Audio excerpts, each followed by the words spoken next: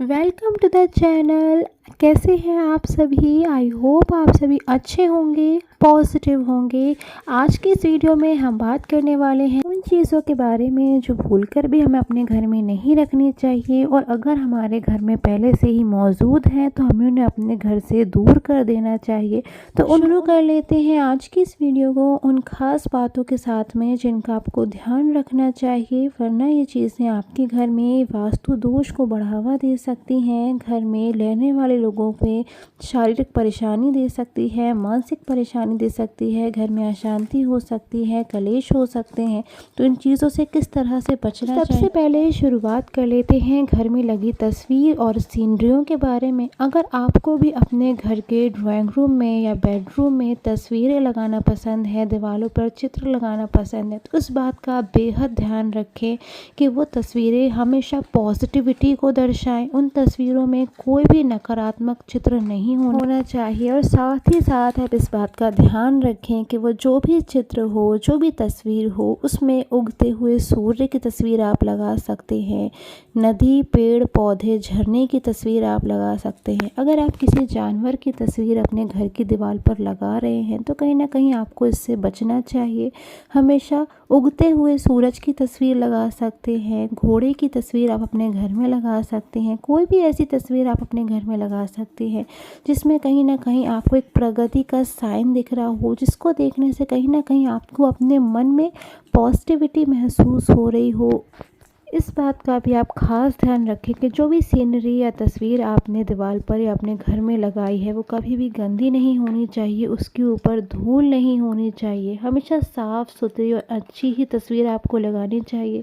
किसी भी गुस्सा करते हुए जानवर की तस्वीर आपको अपने घर में नहीं लगानी चाहिए। ऐसी तस्वीरें लगाने से घर के लोगों में लड़ाई झगड़े हो सकते हैं, कलेश हो सकते हैं।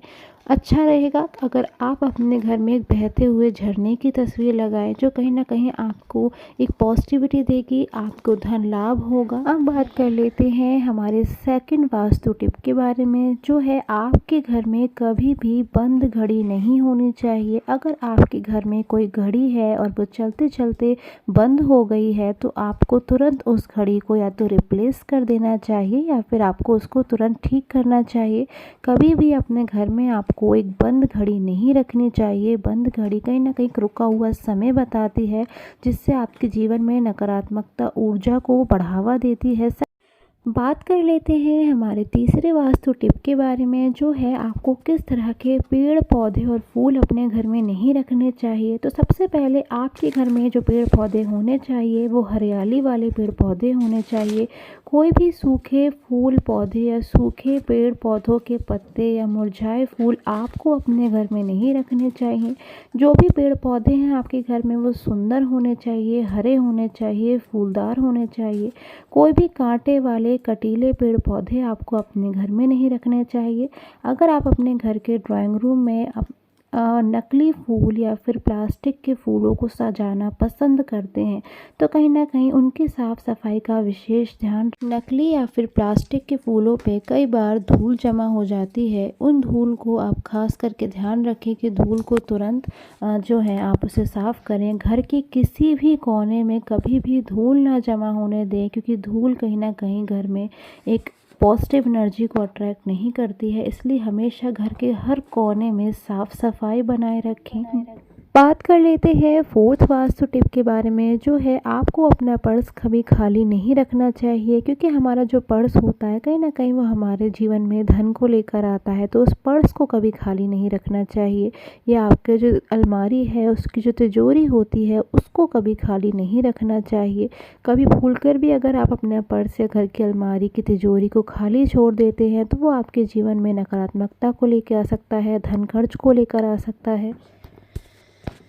अब हमारा फिफ्थ वास्तु टिप है किचन से रिलेटेड, यानी कि किचन से जुड़ा हुआ। अगर आप अपने घर के किचन में ध्यान दें तो आपको अपने घर के किचन का कोई भी कंटेनर कभी खाली नहीं रखना चाहिए।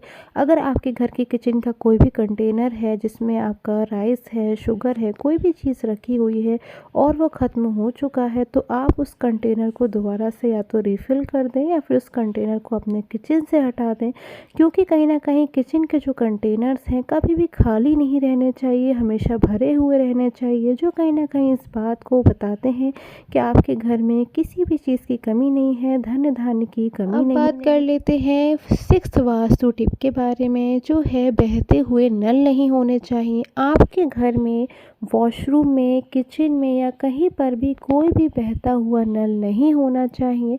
अक्सर घर में नल ख़राब हो जाते हैं और लंबे समय तक वो अगर बहते रहते हैं तो ये कहीं न कहीं एक नकारात्मकता को बताता है, बर्बादी को बताता है। बहते हुए नल कहीं न कहीं आपके जीवन पे पॉजिटिविटी को नहीं लेकर आते हैं, एक धन खर्च को बताते हैं, लड़ाई झगड़े कहीं न कहीं इससे हो सकते हैं, धन खर्च हो सकता है।